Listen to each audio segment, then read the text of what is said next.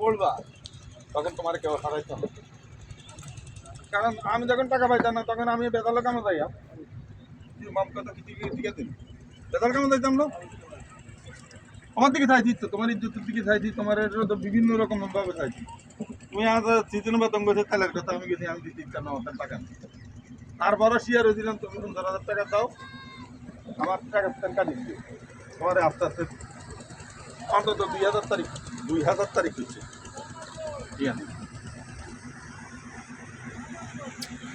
আমার একটা গেলা দিলে দেখ আমি ট্রলারে মাল গাড়ি মাল না আনি অটো থেকে মাল আনলাম, তিন গাদম করে আনতাম আমাদের খরচ খেতে হবে।